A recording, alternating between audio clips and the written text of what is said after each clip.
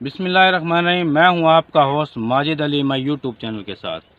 काश्तकार भाइयों, आज हम कपास की फ़सल के बारे में बात करेंगे कि कपास की फ़सल से आप 60 से 70 मन तक पैदावार कैसे हासिल कर सकते हैं। निहायत 3 ज़रूरी बातें आज की वीडियो में मैं बताऊंगा, जिससे आप 60 से 70 मन तक कपास की पैदावार हासिल कर सकते हैं। काश्तकार भाइयों, जिन दोस्तों ने और जिन काश्तकार भाइयों ने मेरे चैनल को अभी तक सब्सक्राइब नहीं किया, जल्दी से सब्सक्राइब कर दें ताकि आपको इस तरह की तमाम मेजर और माइनर क्रॉप्स के बारे में मालूमात मिलती रहे। काश्तकार भाइयों, कपास एक मेजर क्रॉप्स है और इससे आप 60 से 70 मन पैदावार कैसे हासिल कर सकते हैं। सबसे पहली बात, जो राज की बात है, कि अगर आप कपास से 60 से 70 मन तक की पैदावार हासिल करना चाहते हैं तो आप इसे अगेती काश्त करें, यानी फरवरी और मार्च के महीने में इसकी काश्त कर दें। अगर फरवरी और मार्च के महीने में आप इसकी अगेती काश्त करते हैं और फिर आप इसकी वैरायटी का सही इस्तेमाल करते हैं तो आप इससे 60 से 70 मन तक पैदावार हासिल कर सकते हैं। और इसको गंदम के बाद भी काश्त कर सकते हैं, इसको आप ऑयल सीड के बाद भी काश्त कर सकते हैं, गन्ना के बाद आप इसको काश्त कर सकते हैं। काश्तकार भाइयों, प्याज के साथ भी इसकी 2 फसली क्रॉप भी इसको लगा सकते हैं।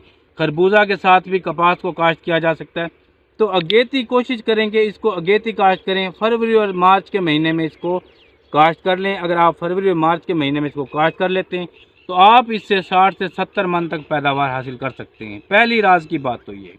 काश्तकार भाइयों, दूसरी जो अहम बात है वो ये है वैरायटी का इंतखाब। यानी जब आप अगेती काश्त कर रहे होते हैं तो फिर आप CK3 CK वैरायटी का अगर आप इस्तेमाल करते हैं, ये 2 वैरायटी मैं आपको ऐसी वैरायटीज़ बता रहा हूँ जिन पर जो गुलाबी सुंडी है उसका हमला नहीं होता, बीमारियों का हमला नहीं होता। और साथ में काश्तकार भाइयों, आपको ये भी बताता चलूँ, जो अगेती काश्त होती है इस पर जो हमारे इलाकों में बहुत ज़्यादा गर्म मौसम हो जाता है। जुलाई और अगस्त के महीनों में हब्बस का महीना होता है, तो जिसकी वजह से जब आप लेट काश्त करते हैं, जब फ्रूटिंग उठा रही होती है फसल, तो वो हब्बस के महीने की वजह से, मौसम की ह्यूमिडिटी की वजह से जो फ्रूट होता है वो गिरना शुरू हो जाता है।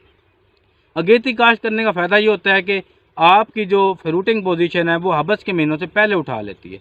दूसरा, वैरायटी अगर आप, जैसे कि मैंने बताई है, CK3 ये वैरायटियाँ आप लगाते हैं, इन पर गुलाबी सुंडी का हमला नहीं होता, सफ़ेद मक्खी का हमला नहीं होता और थ्रिप्स को कंट्रोल किया जा सकता है। और इसके अलावा जड़ी बूटियों को भी इन वैरायटीज़ में कंट्रोल किया जा सकता है। जड़ी बूटी भी इतनी ज़्यादा इनमें डिस्टर्बिंग नहीं पैदा करती।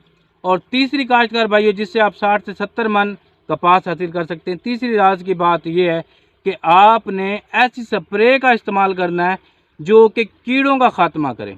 बहुत सारी स्प्रे ऐसी होती हैं जो आप इस्तेमाल करते हैं तो वो कीड़ों को तो ख़त्म कर देती हैं, लेकिन वो फसल के ऊपर स्ट्रेस पैदा कर देती हैं, फसल की फ्रूटिंग पोजीशन को डिस्टर्ब कर देती हैं। और वो जो फ्लावर बनने होते हैं, नूट से फ्लावर बनने होते हैं, टिंडे बनने होते हैं, तो वो चीज़ें इफ़ेक्ट हो जाती हैं। साथ में कीड़े के साथ फसल को जो स्प्रे है वो ख़त्म कर देती है।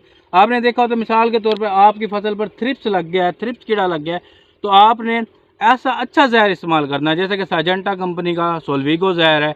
ये ज़बरदस्त रिज़ल्ट देता है। तो काश्तकार भाइयों, ये इस तरह की बातों पर आप ध्यान रखेंगे तो आप कपास से 60 से 70 मन तक पैदावार हासिल कर सकते हैं। आज की वीडियो इसी बारे में थी। उम्मीद है आपको समझ आ गई होगी। इसी के साथ मैं इजाज़त चाहूँगा।